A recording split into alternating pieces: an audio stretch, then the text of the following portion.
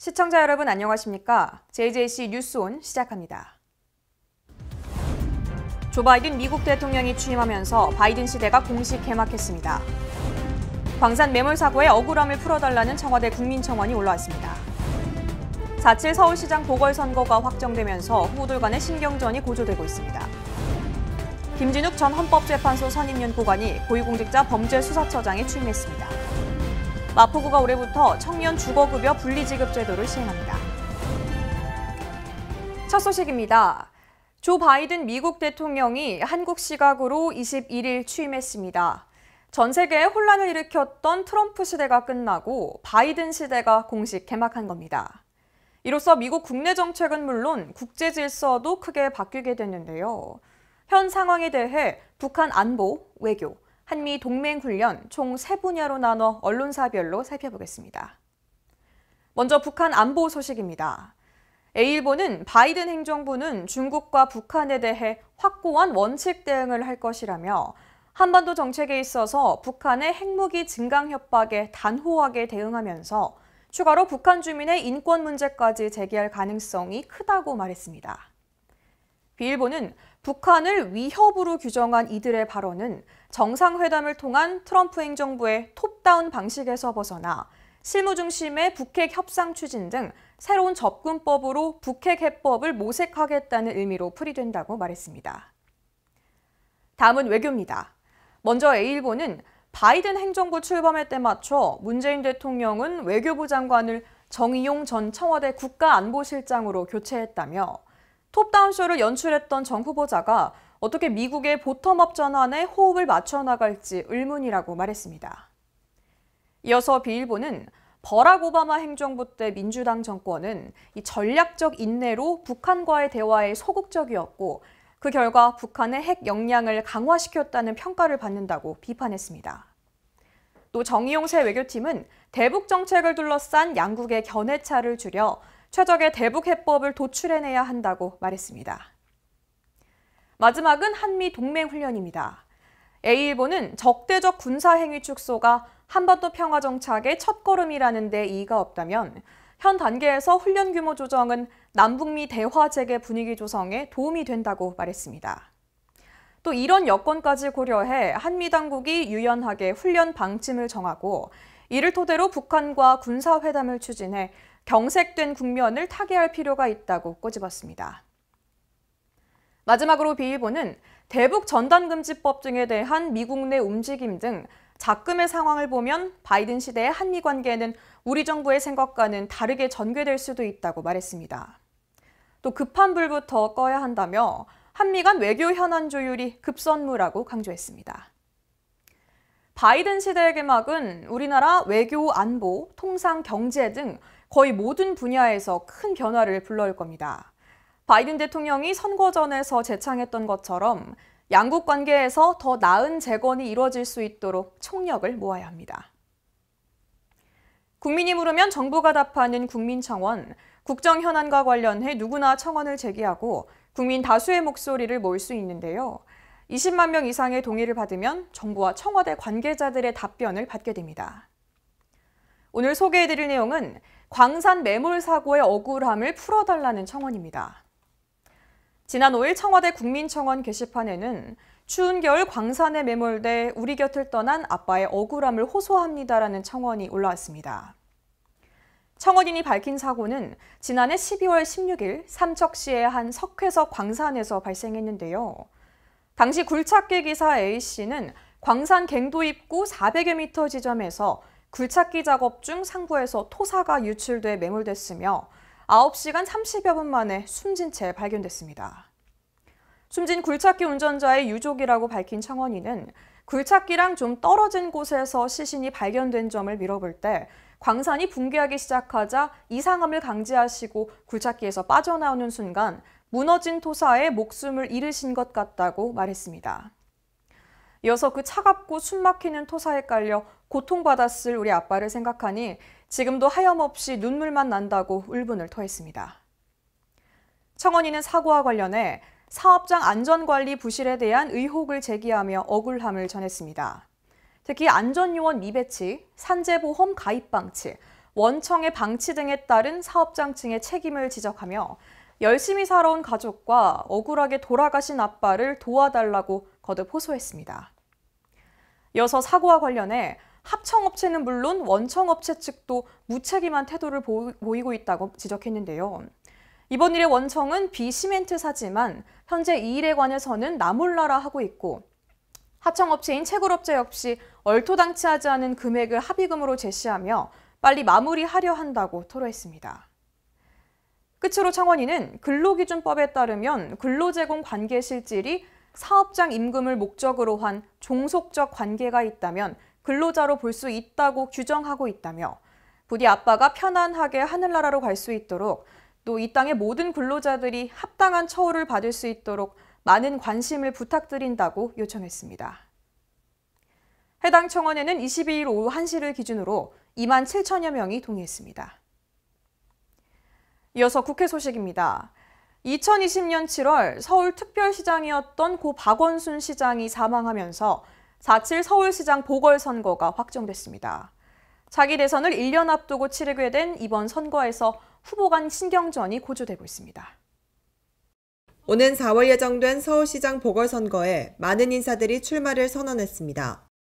국민의힘 소속 오세훈 전 서울시장이 서울시장 보궐선거 출마를 공식화하면서 안철수 국민의당 대표와 나경원 전 국민의힘 의원과 함께 빅3 구도가 형성될 것으로 전망됩니다.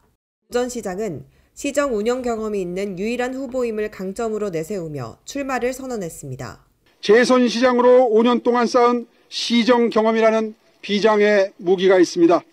그러자 나경원 의원은 곧바로 견제에 나섰습니다. 도대체 왜 어떻게 이렇게 출마 선언을 하셨는지 잘 모르겠습니다. 10년 동안 서울은 많이 변했는데요. 이날 나경원 의원은 1호 공약을 내놨습니다. 서울 시내 소상공인 자영업자를 대상으로 6조 원 규모의 민생 긴급구조 기금을 지원하겠다는 내용입니다. 나 의원이 제안한 최대 6조 원 규모의 민생 긴급구조 기금은 숨통 트윈론이란 이름이 붙여졌습니다. 안철수 대표도 서울시장 보궐선거를 선언했습니다. 야권 단일 후보를 주장해온 안 대표는 원론적인 입장을 내놨고 안 대표 측은 국민의힘이 단일화 상대인 안 대표를 너무 견제한다고 비판해왔습니다. 여당에서는 우상호 의원이 서울시장 출마를 선언했습니다. 저는 서울시장 선거에 출마하려 합니다. 아무런 사심 없이 오직 서울, 오직 시민이라는 절박한 심정으로 임하겠습니다. 박영선 중소벤처기업부 장관은 1년 9개월 만에 사의를 표했고 서울시장 보궐선거에 출마하기로 했습니다. 민주당에선 우상호 의원이 한 달째 나홀로 선거전을 하다가 박영선 장관의 출마가 확정되면서 박영선, 우상호, 2파전 양상이 됐습니다. 그 밖에도 박주민 의원의 출마설이 제기됐지만 박주민 의원은 개인 SNS를 통해 출마를 고사하는 입장문을 발표했습니다. 조은희 서초구청장은 21일 자신이 1대24 승리 신화의 주인공이라며 서울시장 보궐선거 출마를 공식 선언했습니다. 4월 치러지는 서울시장 보궐선거는 대선의 전초전으로 불리고 있는데 여야 모두 중도층 표심 잡기에 온 힘을 쏟고 있는 모습입니다. 여야 후보들 사이의 치열한 선거전이 어떻게 진행될지도 초미의 관심사입니다. 시민들은 인신공격성의 네거티브 선거전보단 산적한 서울시의 과제를 현명하게 풀어갈 수 있는 비전과 정책 대결을 통해 보다 경쟁력 있는 시장을 선출할 수 있길 기대하고 있습니다. 김진욱 전 헌법재판소 선임 연구원이 인사청문회 이후 고위공직자 범죄수사처장으로 최종 임명됐습니다. 청문회에선 정치적 중립성 문제가 특히 도마 위에 올랐는데요. 공수처장은 중립성을 지키고 살아있는 권력에 대해서도 수사하겠다고 약속했습니다. 지난 19일 김진욱 고위공직자 수사처장의 인사청문회가 열렸습니다. 고위공직자 범죄수사처장 후보자 김진욱 인사청문회를 상정합니다. 청문회 간 여야는 공수처의 독립성은 법률에 근거한 독립성 보장을 지키는 것뿐만 아니라 운영 과정에서 처장의 독립성 후보를 위한 노력이 중요하다고 주문했습니다. 여당은 김 후보자가 권력형 비리를 전담할 적임자임을 부각시켰고 야당은 정치적 중립성과 위장 전입 미공개, 정보 이용 주식 거래 의혹의 규명을 맞춘 청문회가 이어졌습니다. 이번 공수처장 청문회를 준비하면서 이렇게 무성의한 질의 답변 그리고 자료 제출을 하는 것은 처음 봤습니다. 굉장히 실망스러웠다는 점 먼저. 검찰 잘못이 무한 반복되면서 이런 영원한 회귀를 하고 있는데 이것을 끊어내는 것은 공수처다. 공수처가 그 제도이다. 라고 꼭 생각해 주시기 바랍니다. 이어서 김학의 전 법무부 차관의 출국 금지 및 수사정보 유출 의혹 등에 대한 질의문답도 이어졌습니다. 새로 임명될 공수처장의 1호 수사 대상에 대한 궁금증이 커져가는 가운데 김 후보자는 중립성을 지키고 살아있는 권력에 대해서도 수사하겠다고 약속했습니다. 김 후보자는 21일 임명장을 받고 앞으로 3년의 임기 동안 공수처를 지휘하게 될 예정입니다. 수도권 소식입니다.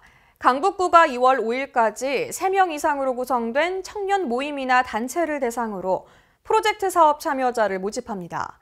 청년 문화 발굴과 여성 복지 향상, 청년 문제 해결 등을 위한 아이디어 사업으로 최종 선정되면 팀당 최대 900만 원이 지원됩니다.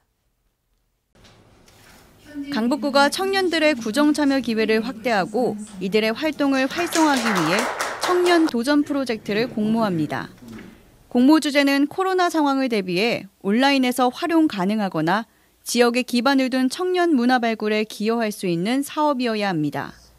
또 여성의 안전과 복지, 문화를 향상하고 각종 공공과제와 청년 문제 해소를 위한 참신한 아이디어도 제출 가능합니다. 참여를 희망할 경우 4가지 주제 가운데 하나를 선택해 응모하면 됩니다.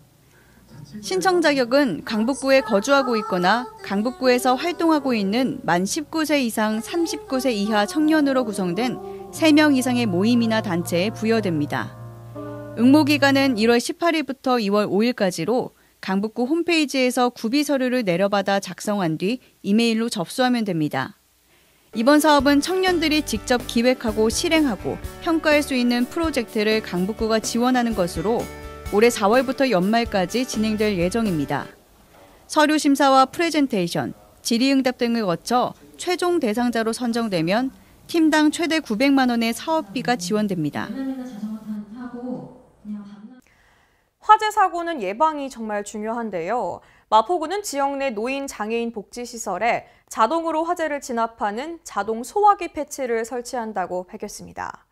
특히 거동이 힘든 어르신이나 장애인의 경우 순간적 판단이 늦어지면서 소방장치 사용에 어려움을 겪는 경우가 많죠. 이번 소화기 패치 설치로 안심하고 시설을 이용할 수 있을 것으로 기대됩니다. 마포구가 관내 화재 취약 시설에 초기 화재 진압 효과가 뛰어난 붙이는 자동 소화기 패치를 설치합니다. 이 소화기 패치는 밀폐된 소공간에 붙여두면 100도 이상의 온도를 감지해 소화약재를 자동으로 방출하는 신종 소화기입니다. 통계청에 따르면 2019년 발생한 화재 중 37%가 눈에 잘 띄지 않는 배전반, 분전반 등 전력 공급 장치 안에서 발생했고 화재 골든타임을 놓쳐 더 큰 화재로 번지게 되는 주요 원인이었다고 합니다. 이에 따라 마포구는 전력 공급 장치 안에서 자동으로 화재를 진압하는 소화기 패치를 활용해 작은 불씨가 큰 화재로 이어지는 것을 선제적으로 예방한다는 방침입니다. 이달 안으로 노인 장애인 복지시설 100여 곳에 우선 설치하고 이후 어린이집과 재래시장 등에도 확대 설치해 나갈 예정입니다. 마포구가 올해부터 주거급여 수급가구 구성원 중 취학이나 구직 등을 이유로 부모와 떨어져 거주하는 20대 미혼 청년의 자립을 돕기 위해 청년 주거급여 분리지급 제도를 시행합니다. 이 정책을 통해 청년들이 집 걱정 없이 학업과 직장에 전념할 수 있도록 도울 예정입니다. 마포구가 청년 주거급여 분리지급 제도를 올해부터 시행합니다. 주거급여 지원제도는 소득 인정액이 기준 중위소득의 45% 이하인 저소득 취약가구에 주거 안정 및 주거 수준 향상을 위해 임차료를 보조하거나 주택 개보수를 지원해주는 정책입니다. 새롭게 시행되는 이 제도의 대상자는 주거급여 수급가구 구성원 중 만 19세 이상 30세 미만의 미혼 자녀로 취학, 구직 등을 위해 부모의 거주지와 다른 시군에서 임차료를 지불하며 거주하는 경우 해당됩니다. 임차급여는 서울에 거주하는 4인 가구 기준 최대 48만 원까지 지급되고 수선유지급여는 주택 노후도에 따른 보수 한도를 기준으로 지원됩니다. 마포구의 청년 주거급여 분리지급을 희망하는 수급가구는 부모의 주소지 관할 동주민센터에 방문해 신청하면 됩니다. 자세한 사항은 주거급여 콜센터 또는 마포구 생활보장과에서 상담받을 수 있습니다. 이어서 광역시 소식입니다. 2021년 새해를 맞아 대전시정에 달라지는 제도와 정책, 앞으로의 계획에 대해 알아보겠습니다. 지역 청년들에게 반가운 소식이죠. 혁신도시법 개정으로 수도권에서 지방으로 이전하는 공공기관의 지역인재 채용이 의무화됨에 따라 지역 청년들의 취업문이 활짝 열립니다. 지난 2020년 5월 출시돼 시민들의 큰 호응을 얻으며 지역경제 활성화에 기여한 지역화폐 온통대전이 2021년에도 캐시백, 소득공제, 연회비 수수료 무료 등 이용자 중심의 다양한 혜택으로 지역경제의 활력을 책임집니다. 대전을 넘어 중부권을 대표하는 새로운 랜드마크가 될 것으로 기대를 모으고 있죠. 과학과 문화, 쇼핑, 여가 생활을 위한 복합 엔터테인먼트 사이언스 콤플렉스가 들어섭니다. 전국 최초로 과학부 시장제를 도입해 시민과 함께 과학도시 대전을 완성해 나갈 계획입니다. 이 밖에도 2021년 대전에는 대전과학산업진흥원, 어울림플라자, 대전 콘텐츠 기업 육성센터가 들어섭니다. 코로나19로 인해 침체된 고용시장과 지역경제 활성화를 위해 대전시가 다양한 지역주도형 청년 일자리 사업을 추진합니다. 대전시가 2021년 지역주도 청년 일자리 사업을 마련, 총 22개 사업 1,400여 명의 청년 일자리 창출을 지원할 계획입니다. 올해 지역주도형 청년 일자리 사업은 지역정착 지원형, 민간취업 연계형, 지역 포스트 코로나 대응형으로 추진되며 취업과 창업을 통한 경력 형성, 자격증 취득, 직무교육 등 다양한 역량 개발을 지원할 예정입니다. 또한 참여 대상 사업장은 청년 신규 채용을 앞두고 있는 중소기업, 비영리 법인단체 등이며 사업장 모집이 완료되면 사업장별로 청년들을 공개 채용할 예정입니다. 기타 사업장 모집과 청년 모집에 대한 자세한 사항은 시 홈페이지 행정정보, 시정자료실, 공보 게시물을 참고하시기 바랍니다.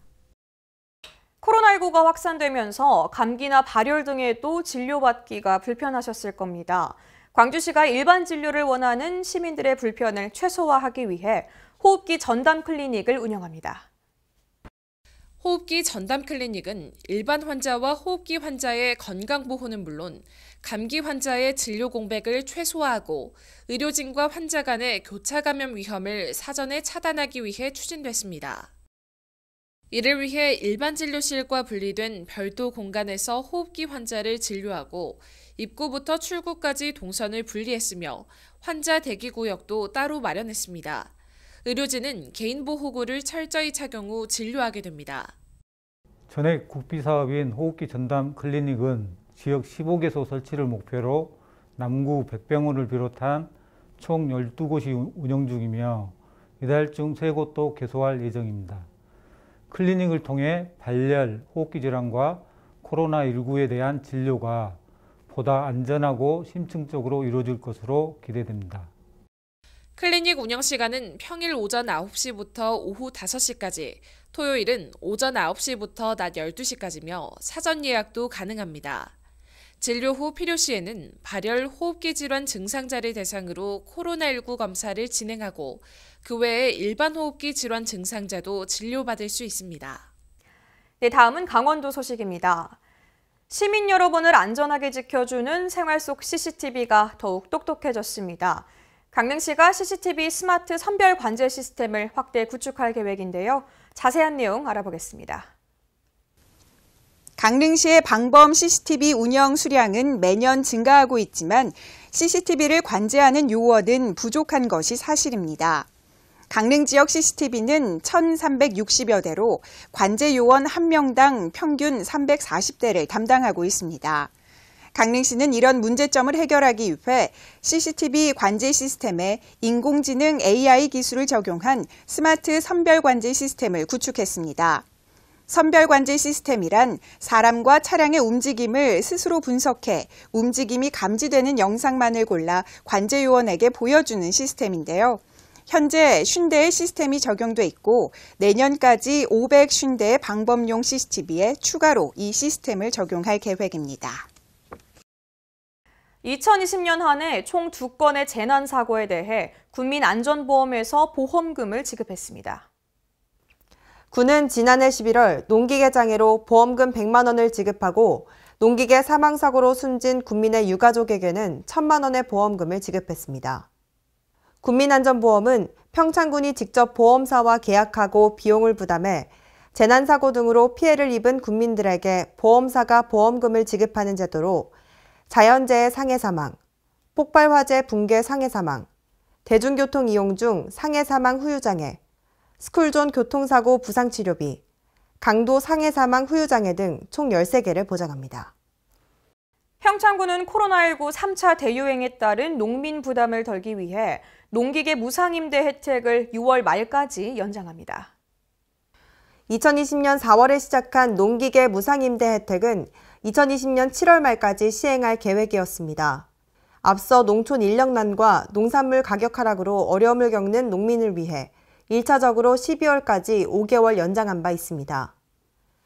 농기계 임대사업소는 임대농기계 64종, 994대를 보유하고 있습니다.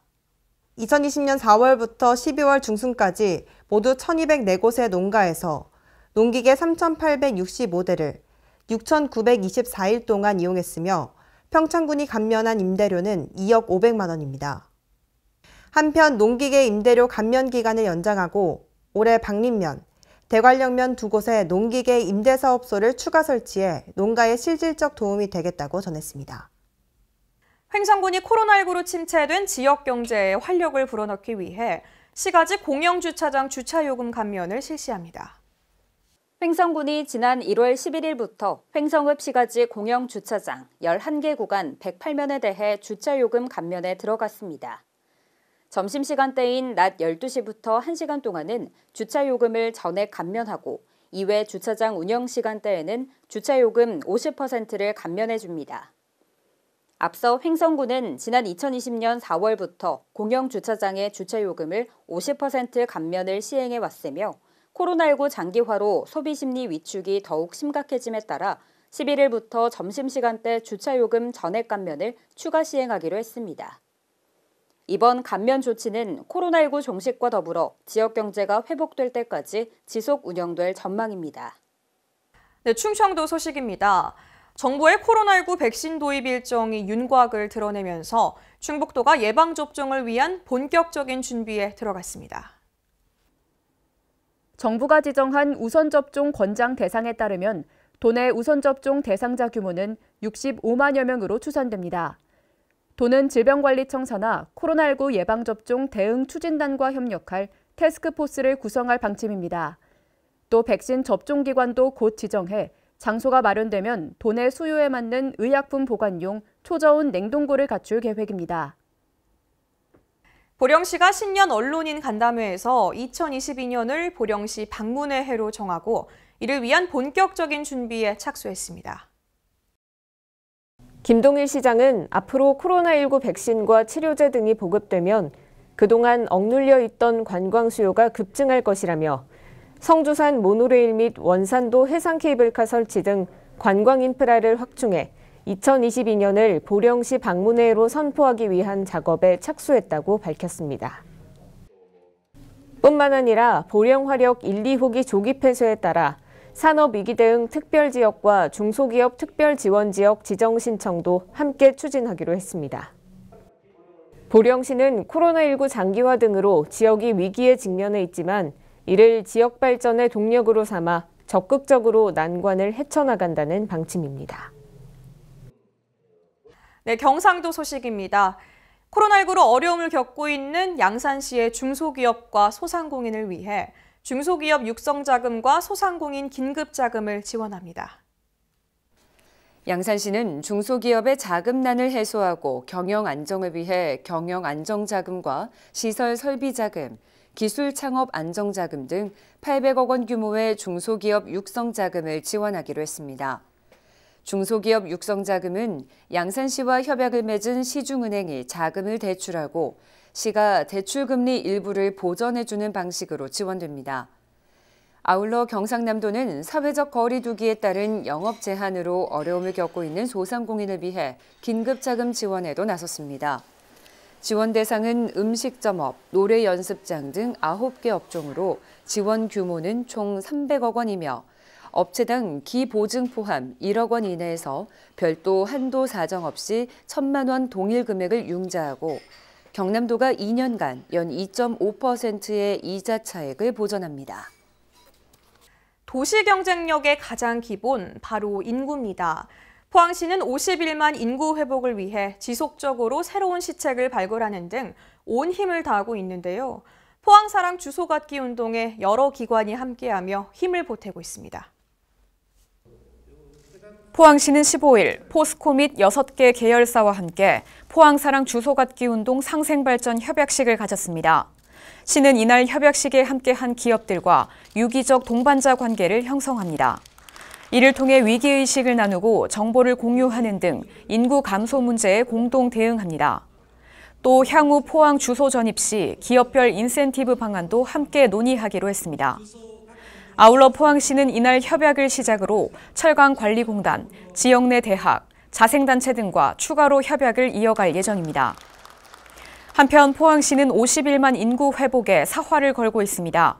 먼저 다음 달부터 전입대학생에게 주소 이전 지원금을 최대 30만 원까지 지원할 계획이며 관내 이전, 신증설기업 등의 근로자에게 이주 정착금도 지원합니다. 시는 앞으로도 적극적 정책 개발을 통해 51만 인구 회복에 도움이 되는 유인책을 꾸준히 개발해 나갈 방침입니다. 다음은 전라도 소식입니다. 정희균 전라북도 교통문화연수원장이 제28대 대한테니스협회 신임 회장에 선출됐습니다. 정희균 당선인은 협회 정상화와 화합에 대한 의지를 밝혔습니다. 강석훈 기자의 보도입니다. 정희균 전라북도 교통문화연수원장이 제28대 대한테니스협회 신임회장에 선출됐습니다.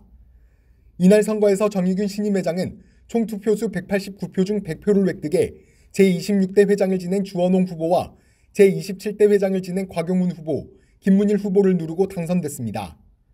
개인적으로 아주 큰 영광이고 특히 전라북도에는 아직까지 전국 단위 회장이 그렇게 많지 않은데 제가 전북의 자존심을 세워준 것 같아서 특히 더 영광으로 생각하고 있습니다.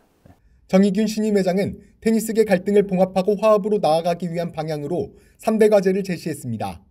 그동안 이제 대한테니스협회가 재정적으로도 좀 어렵고 그다음에 테니스인들이 많이 이렇게 분열돼 있었어요. 그래서 제가 이번에 3대 과제라고 제시했던 것 중에 하나가 첫 번째 협회 정상화, 그리고 두 번째로 테니스인의 화합, 그리고 그 힘을 바탕으로 해서 대한민국 7대 스포츠로 진입하겠다.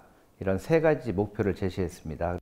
한편 정희균 신임회장은 대한테니스협회 부회장과 전북테니스협회장, 더불어민주당 정책위 부의장 등을 역임했습니다. 지금까지 전북에서 강석훈이었습니다. 전주시가 소상공인과 자영업자의 생활을 지켜내고 지역 경제를 활성화하기 위해 전주형 착한 선결제 캠페인을 선언했습니다. 이번 캠페인에는 전주시와 전주기관 공기업단체 등 약 5천여 명이 동참할 예정입니다. 자세한 내용 황인아 기자가 취재했습니다. 전주시가 침체된 지역 경제를 살리기 위한 전주형 착한 선결제 캠페인의 선언식을 가졌습니다. 3월 31일까지 70여일 동안 진행되는 이번 캠페인은 10만 원에서 30만 원을 미리 결제하고 나중에 쓰는 착한 소비운동으로 집이나 회사 근처 음식점에서의 선결제 등 다양한 방식이 포함됩니다. 전주형 착한 선결제 캠페인은 첫 시작을 시와 각 전주기관, 공기업단체 등 5천여 명이 동참할 예정이라고 전했습니다. 김승수 전주시장은 사회적 연대를 통해 소상공인과 자영업자의 삶을 반드시 지켜내고 침체된 지역 경제를 활성화하기 위해 최선을 다하겠다고 말했습니다. 지금까지 전북에서 황인아였습니다. 완주군이 올해 임차급여 지급 상한액인 기준 임대료를 인상하고 20대 청년들을 위한 주거급여를 별도 지급하는 등 청년들과 취약계층을 위한 지원을 실시합니다. 완주군이 올해 임차급여 지급 상한액인 기준임대료를 인상하고 20대 청년들을 위한 주거급여를 별도 지급합니다. 주거급여는 가구소득과 자산, 주거 형태 등을 고려해 소득인정액 기준 중위소득 45% 이하 가구를 대상으로 전월세 주거비와 집수리 비용을 지원하는 제도입니다. 올해는 임차급여 지급 상한액인 기준임대료를 전년 대비 6에서 8% 인상해 4인 가구 기준 최대 25만 3천 원의 임차료를 지원합니다. 완주군 관계자는 주거급여 지원을 통해 취업 준비와 학자금 부담 등으로 어려움을 겪고 있는 청년들과 코로나19로 힘든 시기를 보내고 있는 취약계층에 도움이 될 것으로 기대한다며 국민의 주거복지 향상을 위해 지속적으로 노력하겠다고 말했습니다. 지금까지 전북에서 강석훈이었습니다. 사건 사고 소식입니다. 화성시의 송산저수지에서 차량이 전복되는 사고가 있었습니다. 지난 18일 화성시 송산동의 저수지에서 차량 전복 사고가 있었습니다. 송산저수지 차량 운행 중 눈길에 미끄러져 차량이 전복됐으며 그 상태로 침수 및 고립되어 있던 상황을 지나가던 행인이 신고했습니다. 구조대가 현장 도착해 확인했으나 차량 운전자는 저체온 증상으로 의식이 저하된 상태였으며 구조장비를 활용해 신속하게 구조한 후 병원으로 이송했습니다. 최초 신고 접수 후 구조 완료에는 약 16분이 걸렸으며 이 사고로 30대 여성 1명이 경상을 입었습니다. 다음은 화재 사고입니다. 군포시의 한 유치원 건물에서 화재가 발생했는데요. 건물 전체가 유치원 및 학원으로 쓰이고 있어 위험했지만 다행히 인명피해는 없었습니다. 지난 19일 군포시 금정동의 유치원 건물에서 화재가 발생했습니다. 해당 유치원 건물의 3층에 위치한 피아노 학원에서 화재가 발생했으며 오후 3시 39분 최초 신고 접수 후 완진에는 20분이 걸렸습니다. 화재 진압과 동시에 연기로 인해 옥상에 고립된 인원 9명을 공기호흡기 보조 마스크를 활용해 구조했습니다. 대피 및 구조 인원은 총 71명이었으며 인명피해는 없었습니다. 이어서 화재 사고입니다. 고양시의 GTX 건설 현장에서도 화재가 발생했습니다. 사고 진압을 위해 많은 인력과 장비가 동원됐는데 자세한 현장 소식 전해드립니다. 지난 19일 고양시 덕양구 화정동 33번지 인근의 GTX 건설 현장에서 화재가 발생했습니다. 오후 4시 54분경 발파 작업 이후 갱도에서 불길이 지상으로 치솟았으며 갱도 내부 인원은 밖으로 대피한 상황으로 펌프 차량에서 수관 연결 후 화재 진압을 실시했습니다. 사고 진압을 위해 소방 인력 54명이 투입됐으며 펌프차 3대와 탱크 2대 등 장비 27대가 동원됐습니다. 굴착기 1대와 전기시설 등의 재산 피해는 다소 있었으나 인명피해는 없었습니다.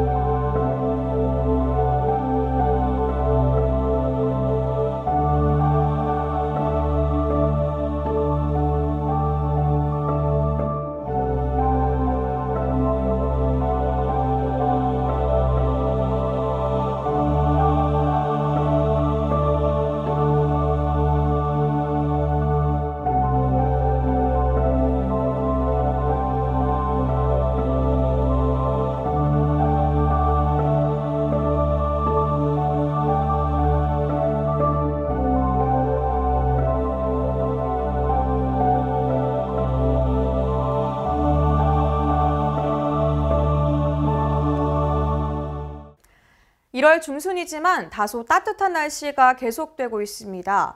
더불어 카페 등의 다중이용시설 제한이 조금씩 풀리면서 사람들이 곳곳에 모이는 모습을 볼 수 있는데요. 진정한 봄을 맞으려면 아직은 서로 거리를 둬야 할 때입니다.